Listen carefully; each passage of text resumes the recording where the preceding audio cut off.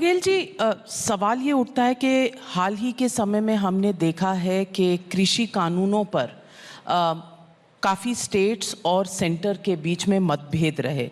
मतभेद ही सिर्फ नहीं, दिल्ली की सड़कों पर हमने जो वाक़ये देखे हैं, शायद इस देश में ये देखने नहीं चाहिए थे। जो 26 जनवरी को हुआ रेड फोर्ट पर, ये शायद नहीं होना चाहिए था।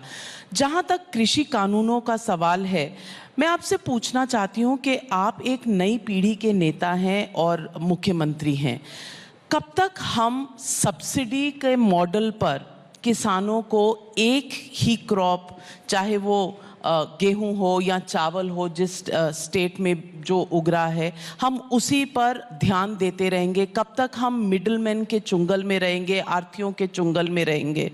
क्या इस पर एक मॉडर्न आउटलुक, एक नई तरह से सोच विचार करने का समय नहीं आ गया है? क्योंकि अगर आप पंजाब की बात लें तो पंजाब में वैज्ञानिकों का कहना है कि वाटर टेबल घटता जा रहा है, लेकिन वहाँ जो क्रॉपिंग पैटर्न का जो एम्फोसिस है, चाहे गेहूं पर या चावल पर, वो और भी इस वाटर टेबल को ख़राब कर रहा है। लेकिन अगर हम वैज्ञानिक तरीके से नए कानूनों की बात करते हैं तो इस पर पॉलिटिकल ऑपोजिशन बहुत होता है। इकोनॉमिक इश्यूज़ पर राजनीति क्यों होती है? क्या ये सिर्फ इस पर निर्भर है कि एक नेशनल पार्टी है भारतीय जनता पार्टी और दूसरी नेशनल पार्टी है इंडियन नेशनल कांग्रेस, इसलिए इनको ऑपोजिट आइडियोलॉजी अपनानी ही है, इसी पर निर्भर करता है? बहुत अच्छा सवाल आपने किया, इसके लिए मैं आपको धन्यवाद दूंगा। थोड़ा सा हम लोग पीछे चलें। जब देश आज़ाद हुआ था और 70 के दशक तक की स्थिति ये थी कि देश में राशन के अनाज की भारी किल्लत रही है और हमको अमेरिका के सामने हाथ फैलाना पड़ा था। वो दौर था जब हम अपने लोगों को राशन उपलब्ध नहीं करा पाते थे। आज जब उत्पादन बढ़ गया है तो ये क्या दोष किसानों का है?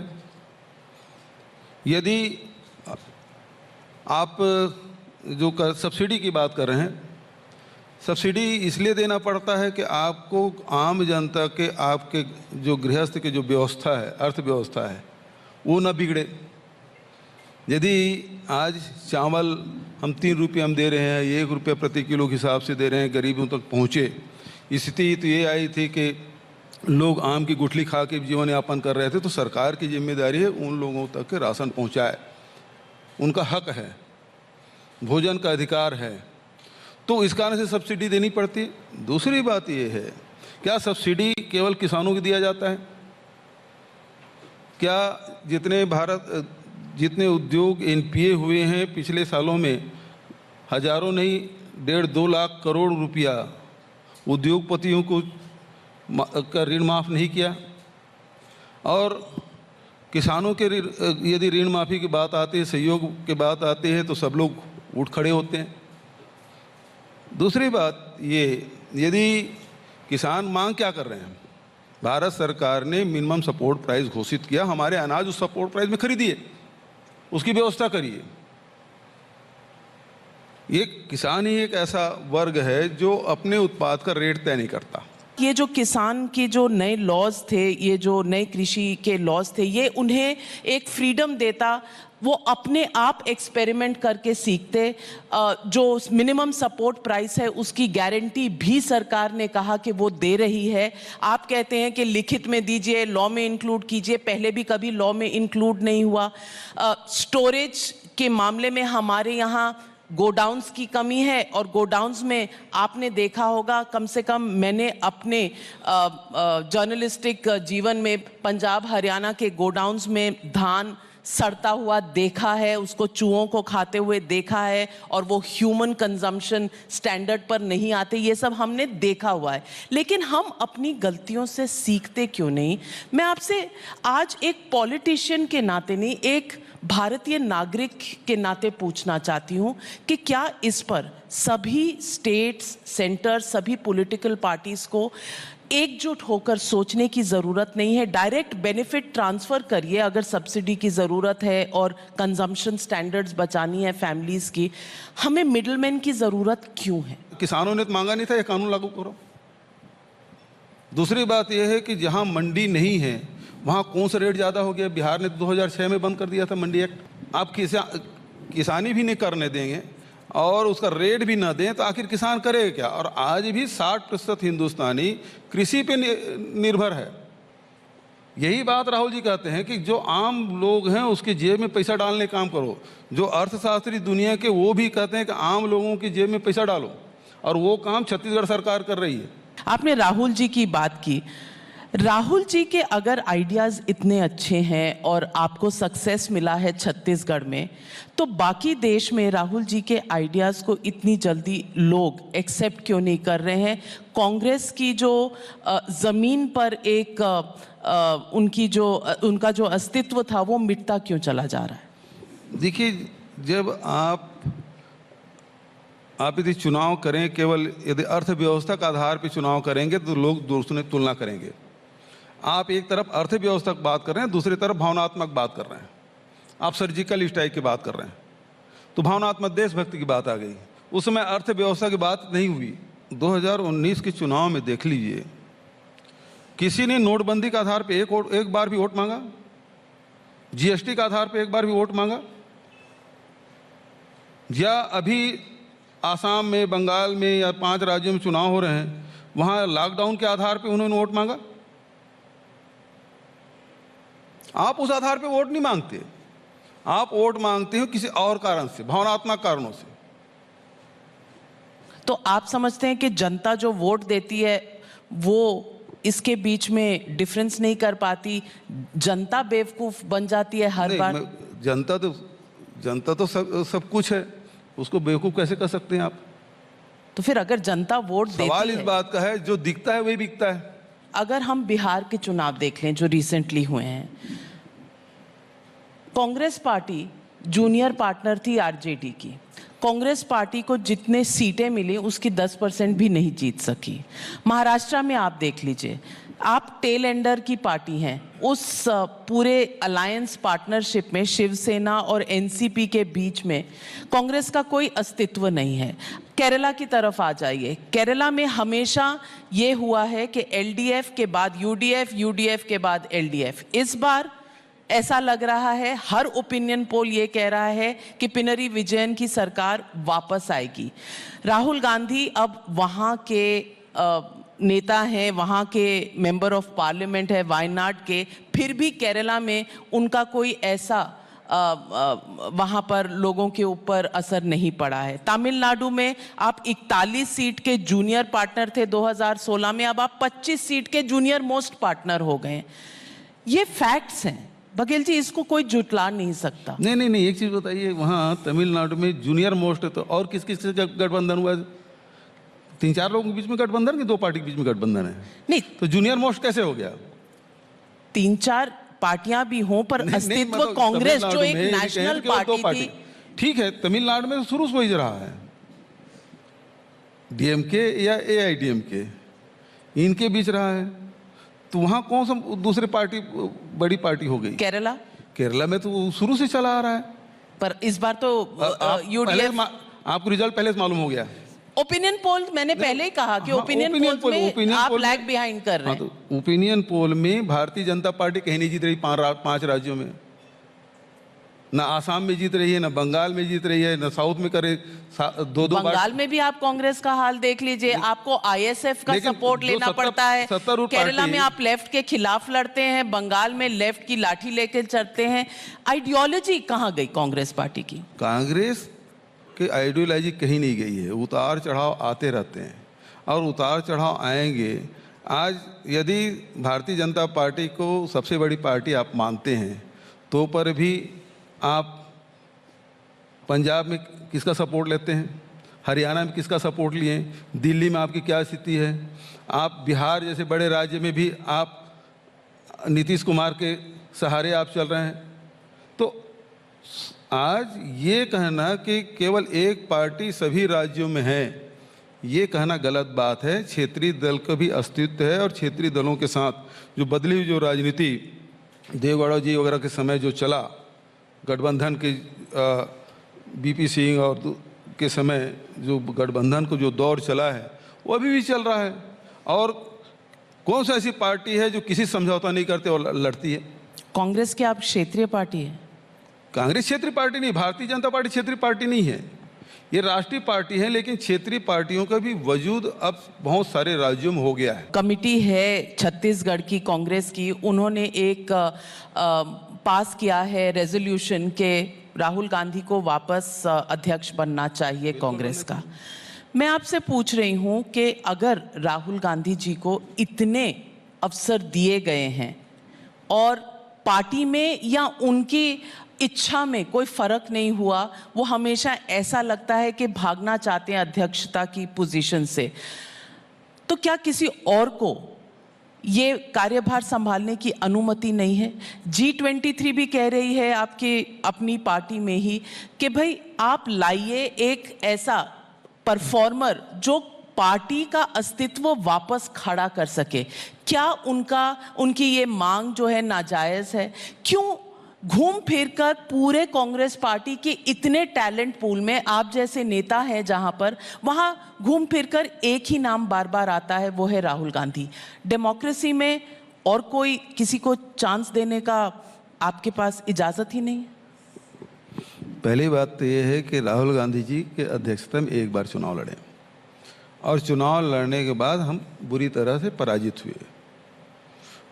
पराजित होने की सारी जिम्मेदारी लोग दूसरों पे थोपते हैं। राहुल गांधी जी ने इसे स्वीकार किया और इस्तीफा दिया।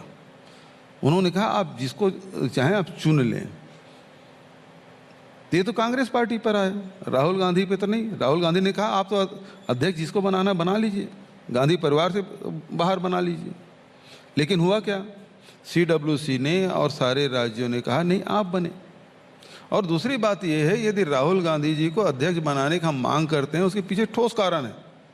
आज पूरे देश में सत्ता के खिलाफ कौन बुलंद आवाज में अपनी बात करता है? भूपेश बघेल, अमरिंदर सिंह, अशोक गहलोत, कई नेता हैं जो आवाज उठा सकते हैं। क्या उनमें काबिलियत नहीं है? मैं अपने प्रदेश की बात करता हूँ, राष्ट्रीय स्तर पर बात नहीं करता।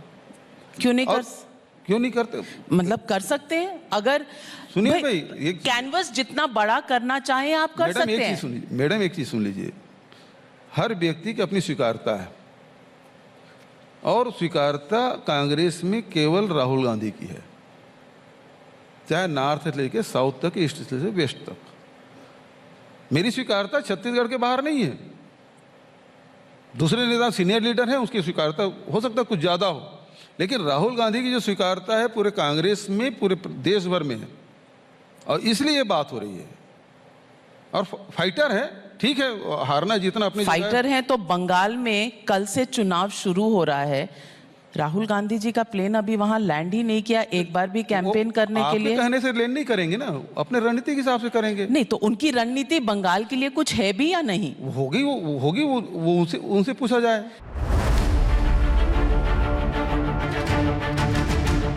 की पार्टी सीरियस चुनाव लड़ने में, जीते या हारी ये तो मई 2 तारीख को पता चलेगा, लेकिन लोगों के अपेक्षा ये रहती है कि कम से कम लड़े, जी भर कर लड़े, कम से कम एक ऑपोजिशन दें, क्योंकि ऑपोजिशन का एक बहुत दुरुस्त रोल रहा है इस देश में और आगे भी रहना चाहिए।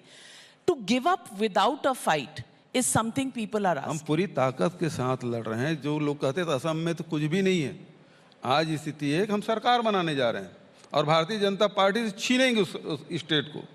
तो आप कहते हैं सीरियसनेस कैसे नहीं है? दूसरी बात यह है, सत्ताधारी पार्टी है, 5 साल से पूरे बंगाल में मेहनत कर रहे हैं, उसके बाद भी बंगाल आप जीतने नहीं जा रहे हो। पूरा मंत्रिमंडल वहाँ लगा हुआ है, केंद्रीय मंत्रिमंडल, लेकिन आप जीतने नहीं जा रहे हो। केरल में आपकी वजूद नहीं है, आप तमिलनाडु हारने वाले हैं। अब हो सकता है थोड़ा बहुत सीट जो केंद्र शासित राज्य है वहाँ थोड़ा पुडुचेरी, जहाँ से कांग्रेस की सरकार, पुडुचेरी में कुछ मिल जाए तो बात अलग है। बचत तो मुझे 4 राज्यों में कहीं दिखाई नहीं देता। इतनी बड़ी दुनिया की सबसे लेकिन बड़ी पार्टी लड़ तो रही है बीजेपी जी, लड़ तो रही है, आत्मविश्वास से लड़ रही। अच्छा, कौन लोग नहीं लड़ रहे हैं भाई? सवाल इस बात का है कि जनता किसको स्वीकार करती, किसे नहीं स्वीकार करती। प्रजातंत्र है। महाराष्ट्र में जो चल रहा है, 100 करोड़ की एक डिपार्टमेंट पर एक्सटॉर्शन चार्ज, और ये वहाँ के पुलिस कमिश्नर ने एक चिट्ठी में कहा है। और वो पुलिस कमिश्नर चुना भी इसी सरकार द्वारा गया था जो महाविकास अघाड़ी है। लोग अब कह रहे हैं कि ये महाविकास अघाड़ी नहीं है, ये महावसूली अघाड़ी है। आपने कहा राहुल जी हमेशा चिंता करते हैं कि आम आदमी के जेब में पैसा हो, आम आदमी की तरक्की हो। इस तरह के एक्सटॉर्शन और 100 करोड़ से मेरे ख्याल से आम आदमी का तो कोई भला नहीं हो रहा, सिर्फ सरकार में कुछ राजनेताओं का भला हो रहा है। इस पर कांग्रेस की अपने क्या विचार हैं? क्या कांग्रेस इस अनहोली अलायंस को कंटिन्यू करेगी और बाकी देश भर में उपदेश देगी कि जो बीजेपी कर रही है वो गलत है, हम वैसा नहीं करते, लेकिन जब समय आएगा तो आप भी वही करेंगे जो आप दूसरों को अक्यूज करते हैं? पहली बात तो है कि जब भारतीय जनता पार्टी को नेता इस सीट पे बैठे ना, तो उससे जरूर इस बात को पूछ लीजिएगा कि केवल विपक्षी राज्यों में ही आईटी, ईडी, सीबीआई की छापे क्यों पड़ते हैं? उन राज्यों में क्यों नहीं पड़ते जहां भारतीय जनता पार्टी या उसके अलायंस के लोग शासन कर रहे हैं? नंबर एक। नंबर दो, जिस घटना के बारे में आप कह रहे हैं, तो ये बंदा बहुत ईमानदार लगता है, लेकिन ईमानदारी तब आई जब उसके गले तक के कानून के हाथ पहुंच रहे थे, तब उसको ईमानदारी की बात याद आई। ये घटना होगी भी, मैं नहीं कहता, मैं कोई जांच नहीं कर रहा हूँ ना मेरे पास कोई रिपोर्ट आता है, जो मीडिया के माध्यम से जो जानकारी मिलती है उसी आधार पे कह रहा हूँ मैं। तो क्या इतने दिन तक के ये घटना हो रही थी? यदि हो भी रही थी तो चुप क्यों था? इसका मतलब उसकी मिली भगत थी, और जब आपका गला फंसने लगा था आप कहें कि गृह मंत्री का आपने चिट्ठी लिख दिया, सुप्रीम कोर्ट ने कहा आप हाई कोर्ट जाइए। जब तक ये मामले के तक के सब बातें नहीं आएगी तब तक के किसी मामले में कहना उचित नहीं होगा। जांच रिपोर्ट एनआईए जांच कर रही है, जांच रिपोर्ट आने दीजिए। अब इस मामले में जो 100 करोड़ वाले मामले है, अभी तो सुप्रीम कोर्ट ने रिजेक्ट किया है, हाई कोर्ट गए नहीं है, वो न्यायालय क्या आदेश देते हैं नहीं देते उसके बारे में मैं, लेकिन कार्यवाही उन अफसरों पर जरूर शुरू हो गई है जिन्होंने तथ्य सामने रखे। भूपेश बघेल जी, आप एक ग्रासरूट के नेता हैं, और ग्रासरूट में आप जानते हैं कि पब्लिक परसेप्शन जो होती है वो बहुत ज़रूरी होती है, क्योंकि आपको दिल जीतना होता है पब्लिक का। और पब्लिक इस वक्त ये कह रही है कि आज आपने कह दिया कि परमवीर सिंह जी तो इतने कहाँ से सच्चे हो गए। चुना तो मैंने कहा वो तो बहुत ईमानदार हैं। नहीं, तो चुना तो आप ही की सरकार ने था, तब वो सही थे, लेकिन अब लांछन लगाएंगे तो वो सही नहीं है। किसी को नहीं है अधिकारी चुनने का अधिकार नहीं। हम तो 5 साल वाले हैं, वो 35 साल वाले हैं। एक बार उनकी नियुक्ति, एक बार आईएएस बन गए, आईपीएस बन गए, तो जिंदगी में 60 साल की उम्र होते तक, रिटायरमेंट तक के वो रहेंगे। हम लोग आते जाते रहते हैं, तो अधिकारी चुनने का अधिकार हमको नहीं है। जो है उसी में से काम लेना पड़ता है, चाहे सरकार चाहे कोई भी हो। लेकिन ये 100 करोड़ का जो एक्सटॉर्शन है, इस पर मुख्यमंत्री कोई एक्शन ले नहीं रहे। होम मिनिस्टर अपने स्थान पर अटल है। होम मिनिस्टर के रहते हुए क्या इसकी कोई भी तहकीकात हो सकती है? भाई जांच ही संस्थित नहीं हुई है, कोर्ट में गए हैं, कोर्ट को जो डायरेक्शन देंगे उसको तो मानना ही पड़ेगा। तो तब तक एविडेंस होम मिनिस्टर अपनी जगह रहकर डिस्ट्रॉय करना चाहे तो कर सकते हैं, समय है उनके पास। एनआईए है, सारे फोर्सेस आपके पास हैं, आप कर लीजिए, कहाँ रोक रहे हैं? लेकिन मेरा सवाल ये है कि उन्हीं राज्यों में क्यों होता है सब चीज़ें जहाँ विपक्ष की सरकारें हैं। स्टेट्स ने भी कई ने पास कर दिया है रूल के सीबीआई हमारे लैंड पर आ नहीं सकती। ये कॉन्फ्रंटेशन की राजनीति क्या has it become something that will have to accept in the future? देखिए, जब दुरुपयोग होना शुरू हो तो ये करना ही पड़ेगा। और जहाँ तक छत्तीसगढ़ की बात है, ये हमारी सरकार ने, पिछली सरकार ने किया था रोकने का काम। मेरी सरकार आने के बाद तो मैं केवल ये है कि भारत सरकार के गजट नोटिफिकेशन नहीं हुआ है, राज्य में 2012 हो गया था, तो वो नोटिफाइड कर दीजिए, बस इतना मैंने किया था। नंबर 2, आखिर एनआईए का उपयोग, हालांकि ये बात सही है कि यूपीए सरकार में ही वो एक्ट बना, लेकिन किस प्रकार से उपयोग हो रहा है वो पूरा देश देख रहा है।